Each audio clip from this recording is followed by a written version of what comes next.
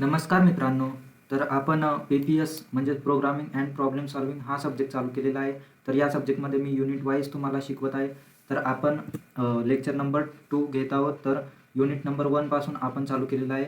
तर unit number 1 मध्ये 2 part आहेत. त्याच्यामध्ये आपण पहिल्या लेक्चरमध्ये आपण प्रॉब्लेम सॉल्व्हिंग इन एव्हरीडे हा टॉपिक कव्हर केलेला आहे. तर आजच्या व्हिडिओमध्ये आपण टाइप्स ऑफ प्रॉब्लेम बघणार आहोत. तर 3 टाईपचे प्रॉब्लेम आहेत ते आपण डिस्कस करणार आहोत. तर टॉपिक आहे टाइप्स ऑफ प्रॉब्लेम. तर मेन 3 टॉपिक तुम्हाला बघायचे आहेत. यामध्ये वेल डिफाईन प्रॉब्लेम्स, त्यानंतर पुअर डिफाईन प्रॉब्लेम्स आणि कॉम्प्लेक्स डिफाईन प्रॉब्लेम. तर असे 3 टाईपचे प्रॉब्लेम्स तुम्हाला बघायला मिळतात. त्यानंतर सगळ्यात पहिला टॉपिक येतो आपला वेल डिफाईन प्रॉब्लेम्स. तर वेल डिफाईन प्रॉब्लेम्स हे काय असतात? तर problems with clear goals, specific steps आणि डिफायनाइट सोल्युशन. तर याच्यामध्ये तुम्हाला क्लिअर प्रॉब्लेम स्टेटमेंट बघायला मिळते. त्यानंतर क्नोन सोल्युशन मेथड म्हणजे सोल्युशन आपण काढायची असते ना, त्यांची एक मेथड असते. तर ती मेथड आपल्याला माहिती असते. त्यानंतर स्पेसिफिक स्टेप्स टू फॉलो म्हणजे सोल्युशन काढण्यासाठी आपण काही स्टेप्स फॉलो करतो या प्रॉब्लेम्समध्ये. One correct answer. तर याच्यामध्ये आपल्याला एकच ॲन्सर भेटतं, ते फिक्स असतं. त्यानंतर easy to verify solution. Solution भेटल्यावर आपण त्याला इझिली व्हेरीफाय करू शकतो. तर हे त्याचे कॅरेक्टरिस्टिक झाले. तर तुम्हाला जर याच्यावरती क्वेश्चन विचारला गेला एंड सेममध्ये, तर तुम्हाला काय करायचं आहे, सगळ्यात पहिले डेफिनेशन लिहायची. त्यानंतर त्याचेच कॅरेक्टरिस्टिक तुम्हाला एक्सप्लेन करून सांगायचे आणि एक एक्झाम्पल द्यायचं आहे. तर एक्झाम्पलमध्ये हे सिम्पल प्रॉब्लेम असतात. वेल डिफाईन म्हणजेच आपल्याला प्रॉब्लेम स्टेटमेंट माहीत असतो की इथे आपल्याला समजा 2+2 काढायचं आहे. तर आपल्याला सिम्पल माहिती आहे की 2+2 4 होणार. तर हे एक सिम्पल प्रॉब्लेम झाला. त्यानंतर जर इंजिनिअरिंगमध्ये जर बघायचं झालं तर वेल डिफाईन प्रॉब्लेम्समध्ये बघायला मिळतात sorting number in ascending order. तर नंबरची सॉर्टिंग करायची असते असेंडिंग ऑर्डरनुसार. तर हे वेल डिफाईन प्रॉब्लेम्समध्ये येतं.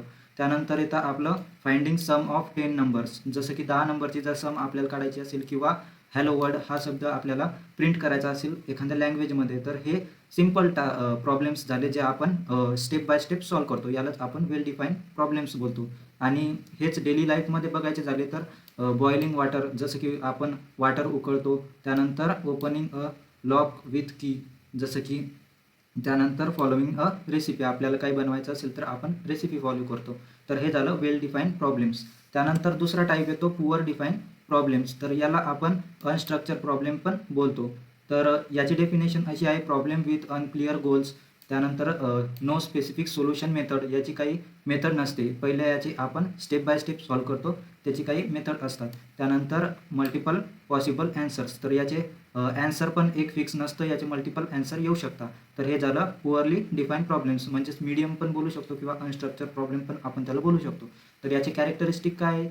तर नो क्लिअर सोल्युशन पाथ. तर याच्या सोल्युशन काढायचा जो पाथ असतो तो क्लिअर नसतो. त्यानंतर मल्टिपल सोल्युशन पॉसिबल, याचे मल्टिपल सोल्युशन निघू शकता. आपण जर सोल्युशन काढत असेल एखाद्या प्रॉब्लेमचा तर त्याच्यानंतर रिक्वायर्स क्रिएटिव्हिटी, याच्यामध्ये आपल्याला क्रिएटिव्ह माइंड लागेल थोडासा, आणि सब्जेक्टिव्ह ॲन्सर्स. तर हे झाले त्याचे कॅरेक्टर्स जे तुम्हाला एक्झाममध्ये लिहायचे. त्यानंतर एक्झाम्पल्स काय काय आहेत, तर इथे तुम्ही बघू शकता की डिझाईन अ ब्युटिफुल वेबसाईट. तर कोडिंगमध्ये तुम्हाला जर एखादी वेबसाईट बनवायची असेल तर हे त्याचं एक्झाम्पल झालं.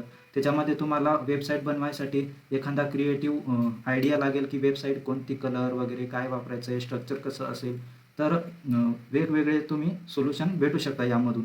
त्याच्यानंतर इंटरेस्टिंग स्टोरी, जर प्रत्येकाची वेगवेगळी स्टोरी लिहू शकता तुम्ही. तर याचं पण पाथ क्लिअर नसतो आपला. तर तसंच क्रिएट अट्रॅक्टिव्ह लोगो. तर वेगवेगळ्या लोगो पण तुम्ही बनवू शकता, म्हणून याचा गोल सेट नसतो आणि याचे मल्टिपल पॉसिबल ॲन्सर्स निघू शकतात, म्हणून पुअरली डिफाईन प्रॉब्लेम याला बोलतात. तर तसंच डिसिजन मेकिंगमध्ये काही एक्झाम्पल आहेत, जसं की आपण करिअरचं कसं चूज करायचं आपलं करिअर. त्यानंतर सक्सेसफुल कसं बनायचं. त्यानंतर बेस्ट वे टू स्टडीसाठी चांगला वे कोणता आहे. तर असे आपण सोल्युशन काढायचं ट्राय करत असतो. त्यानंतर डेली लाईफमध्ये बघायचं झालं तर हाऊ टू बी हॅपी कसं राहायचं. त्यानंतर वॅकेशनचा परफेक्ट प्लॅन कसा बनवायचा किंवा नवे फ्रेंड्स आपण बनवतो ते कसे बनतात. तर हे झालं पुअरली डिफाईन प्रॉब्लेम्समध्ये. तर हे पण तुम्हाला असंच एक्सप्लेन करायचं आहे सगळ्या पॉईंट्सनुसार. त्यानंतर तिसरा येतो आपला कॉम्प्लेक्स प्रॉब्लेम्स. तर कॉम्प्लेक्स प्रॉब्लेम हा थोडा अवघड असतो. तर याच्यामध्ये मेनी व्हेरिएबल इन्व्हॉल्व असतात. त्यानंतर मल्टिपल स्टेप्स असतात प्रॉब्लेम सॉल्व्ह करण्याच्या, आणि इंटरकनेक्टेड फॅक्टर्स असतात, म्हणजे कनेक्टेड असतात एकमेकांशी.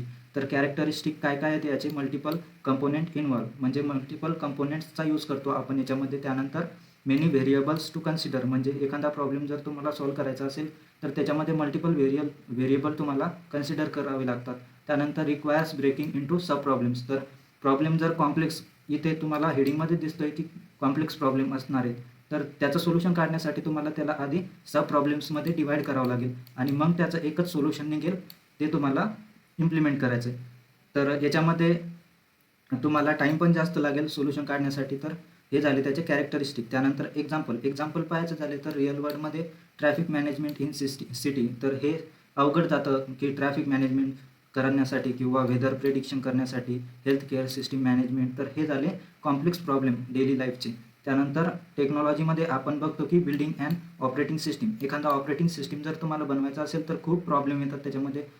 तर असं असतं, मल्टिपल फॅक्टर्स त्याच्यावरती काम करावं लागतं. त्यानंतर क्रिएटिंग सोशल मीडिया प्लॅटफॉर्म, तर त्याच्यानंतर येतं डेव्हलपिंग AI सिस्टीम.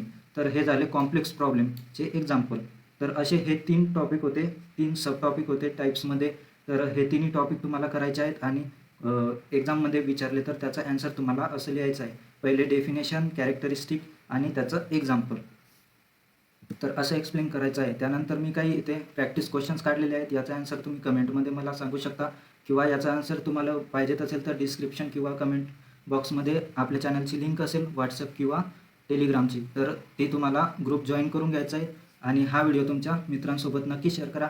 तर या सब्जेक्टची पूर्ण मी प्लेलिस्ट बनवणार आहे, तर नक्की जॉईन करून घ्या. आपलं चॅनल सबस्क्राईब करा, तुमच्या मित्रांसोबत शेअर करा आणि SPPU युनिव्हर्सिटीमध्ये असेल तुम्ही तर हे चॅनल तुम्हाला खूप महत्त्वाचं ठरेल.